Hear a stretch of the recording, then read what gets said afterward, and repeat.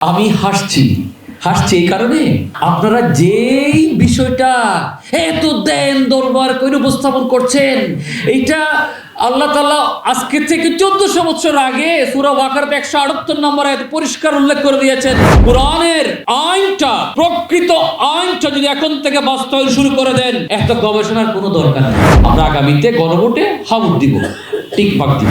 বাংলাদেশের যে পতাকা লাল সবুজের লাল কালারটা দিতে পারতেন, সবুজ কালারটা দিতে পারতেন, কেন আপনি 1978 সালে এলজিবিটি যে কালার ছিল সেই পিঙ্ক কালার কেন আপনি অ্যাড করে দিলেন? আপনার কোরআন হাদিস যেটাকে আপনি ভালোবাসেন, সে কোরআন হাদিসের ভালোবাসাগুলো, দাওয়াতগুলো পৌঁছিয়ে দেওয়ার জন্য এনজিও বড় একটা শক্তি হতে পারে। আমাদের সম্মানিত চিফ অ্যাডভাইজারের অন্যতম একটা কার্যালয় এনজিও বিষয়ক গুরুত্বে একটা প্রোগ্রাম ছিল আসন্ন গণভোটে এনজিওদের করণীয়, যেখানে অধ্যাপক আলী রিয়াজ সাহেব এবং 21 প্রধান উপদেষ্টা সহকারী মনির হায়দার ছিলেন। সেখানে এই জুলাই জাতীয় সনদ আমি দেখাচ্ছি সঙ্গত কারণে বিষয়টা আপনারা সব উপস্থাপন করছি। গণভোট আমরা এক বাক্যে বাংলাদেশে আগের মতো একচ্ছত্র আধিপত্যবাদ না চাইলে গণভোটে আমাদের হাত দিতেই হবে। আমরা আগামীতে গণভোটে হাবুট দিব, টিকমার্ক দিব। এখানে সংক্ষেপে এইখানে যা লেখা আছে তার মধ্যে একটা লাইন খালি আমি একটু উল্লেখ করছি। দেখুন, গত 8 মাস ধরে বহুল আলোচনা, বহুত গবেষণা, আলী রিয়াজ সাহেবদের মতন, তারপরে আরো বড় বড় বাংলাদেশের বুদ্ধিজীবীরা নিয়ে গবেষণা করে এই জুলাই সনদ এদের এই জিনিসগুলো করেছেন।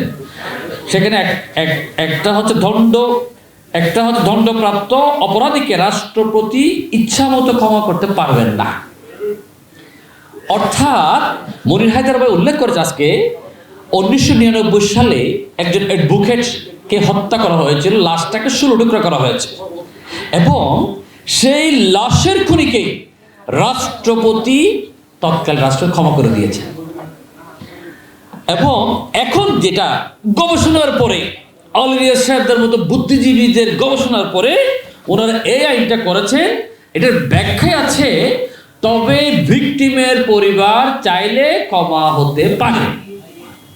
আমি হাসছি এই কারণে আপনারা যেই বিষয়টা এত দেন দরবার করে উপস্থাপন করছেন, এইটা আল্লাহ তাআলা আজকে থেকে 1400 বছর আগে সূরা বাকারাতে 178 নম্বর আয়াতে পরিষ্কার উল্লেখ করে দিয়েছেন, ইয়া আইয়ুহাল্লাযীনা আমানু কুতিবা আলাইকুমুল কিসাস, একটু পরিষ্কার উল্লেখ করা হয়েছে হত্যার বদলে হত্যা, তবে নিহতের পরিবার যদি চায় ক্ষমা বা দিয়ত হইতে পারে।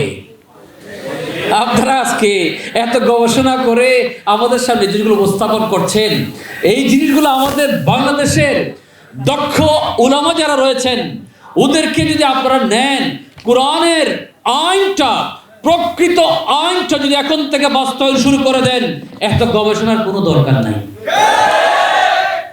আমরা মূলে ফেরত আসতেছি। এই যে এখানে অনেক কিছু, অনেক গবেষণা বিষয় যেটা বলছিলাম, আমি মনির হায়দার ভাইকে উল্লেখ করেছি, জিজ্ঞেস করেছি স্পেসিফিক, আপনারা বলছেন বিচার বিভাগ স্বাধীন হবে, এখানে বেশ অনেক কিছু গুরুত্বপূর্ণ বিষয়গুলি রয়েছে এবং চিটাগংয়ে বিভিন্ন ডিস্ট্রিক্টে আলাদা হাইকোর্ট হবে, সে হবে এবং রাষ্ট্রপতি যে ক্ষমা আগে করেছেন আগামীতে হয়তো করতে পারবেন না, একটা কমিটি গঠন করে দেওয়া হবে। আমি একটা বিনীত প্রশ্ন আজকে আমরা উপস্থাপন করেছি, ওনারা মনে হয় উত্তর দিতে পারেননি, সেটা আমি ঠিক জানি না, হয়তো ভুলও গিয়েছে, এটা হইতে পারে, ধরে নিলাম। আমি জিজ্ঞেস করলাম, বর্তমান সরকার অনেক কিছু পরিবর্তন হয়েছে, কিন্তু রাষ্ট্রপতি কে আছেন? উনি যদি রাষ্ট্রপতি আগের সরকার হয়ে থাকেন, আগের সরকার যদি ভুল করে তাদের গায়ে যদি আপনি দায়ভার দিয়ে থাকেন, তবে সেই দায়ভারের দায় রাষ্ট্রপতি কখনো এড়াতে পারেন না। আপনার এই আইন বলছেন 180 দিনের মধ্যে সংসদে পাশ হবে, উচ্চ কক্ষে সিদ্ধান্ত হয়, সবগুলা আইনে রূপান্তর হবে। তাহলে সেই আইনে কি, আমার স্পেসিফিক কোয়েশ্চেন ছিল, সেই আইনে কি বর্তমান রাষ্ট্রপতি জেলে যাবেন? পরিষ্কার জিজ্ঞেস করেছি, ওনারা ব্যস্ততার জন্য হয়তো উত্তর দিতে পারেননি।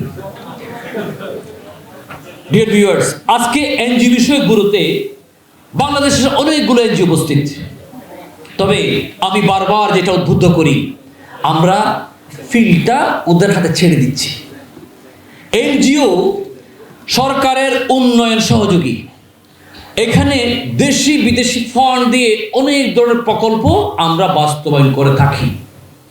কেউ কেউ আমরা মানবিক কার্যক্রম করি, কেউ কেউ আবার বিদেশ থেকে তাদের কাঙ্ক্ষিত ডোনারদের সেই জিনিসগুলো বাস্তবায়ন করে ফেলে। গণভোটে ওনারা একটা কালার নির্ধারণ করেছেন, অনেকগুলো কালার রয়েছে, একটা রং নির্ধারণ করেছেন। রংটা কি কি কালার জানেন? রংটা পিঙ্ক কালার। পিঙ্ক কালার ওনারা নির্ধারণ করেছেন। আমরা আশ্চর্য হয়ে গেছি, এতগুলো রং থাকতে বলা হচ্ছে সাদা কালো ভোটের মাঠ থাকবে, ডিফারেন্ট কালার হইতে হবে। তো ডিফারেন্ট কালার হইলে আপনি গোলাপের রংটা তো দিতে পারতেন, বাংলাদেশের যে পতাকা লাল সবুজের লাল কালারটা দিতে পারতেন, সবুজ কালারটা দিতে পারতেন। কেন আপনি 1978 সালে এলজিবিটির যে কালার ছিল সে পিঙ্ক কালার কেন আপনি অ্যাড করে দিলেন? কোথায় সূক্ষ্ম কাজ চলছে? বলা হচ্ছে এখন এলজিবিটির কালার পিঙ্ক না, ওনারা অনেকগুলো রং হয়ে একটা ফ্ল্যাগ ইউজ করেন। ফ্ল্যাগ ইউজ করলেও ওনাদের সেই মনের 1978 সালের ভালোবাসা ছাড়তে পারছেন না। এবার দেখুন, আজকের এই এনজিও মিটিংয়ে আমাদের যদি ইসলামিক অনেকগুলো এনজিও থাকতো, শুধুমাত্র আজকের মিটিংয়ে নয়, বাংলাদেশের প্রত্যেকটা সেক্টরে দারুণ একটা বিপ্লব সাধিত হয়ে যেত।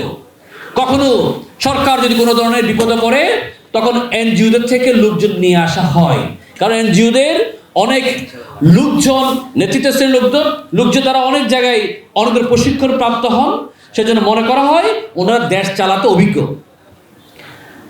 তো আমরা সকলের কাছে উদাত্ত আহ্বান করছি, বাংলাদেশের সকল পর্যায়ে আইনগুলো বাস্তবায়ন করার জন্য আপনার কোরআন হাদিস যেটাকে আপনি ভালোবাসেন, সে কোরআন হাদিসের ভালোবাসাগুলো, দাওয়াতগুলো পৌঁছিয়ে দেওয়ার জন্য এনজিও বড় একটা শক্তি হতে পারে।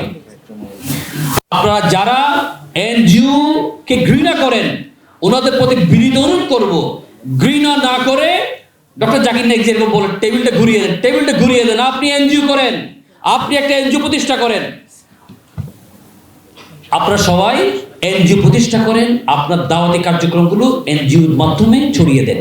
এই এনজিও প্রতিষ্ঠা করার জন্য কোনো সহযোগী, কোনো কনসালটেন্সি যদি আপনাদের কারো লাগে, বিনামূল্যে আলহাজ শাফিউল হক ফাউন্ডেশন আপনাদেরকে দিবে, কোনো অসুবিধা নেই ইনশাআল্লাহ। আমরা চাই আগামী দিনে এই যে আফগানিস্তানের মতো প্রচুর ইসলামিক এনজিও সেখানে রয়েছে, মালয়েশিয়ার মতো, তুরস্কের মতো হাজার হাজার ইসলামিক এনজিওগুলো রয়েছে, বাংলাদেশেও হাজার হাজার ইসলামিক এনজিও প্রতিষ্ঠিত হবে এবং এই তথাকথিত এনজিওদের উপরে ইনশাআল্লাহ আমাদের ইসলামের মূল জিনিসটা, কোরআন হাদিসের মূল দাওয়াতটুকু আমরা আমাদের এনজিওদের মাধ্যমে পৌঁছিয়ে দেব। ধন্যবাদ। আসসালামু আলাইকুম।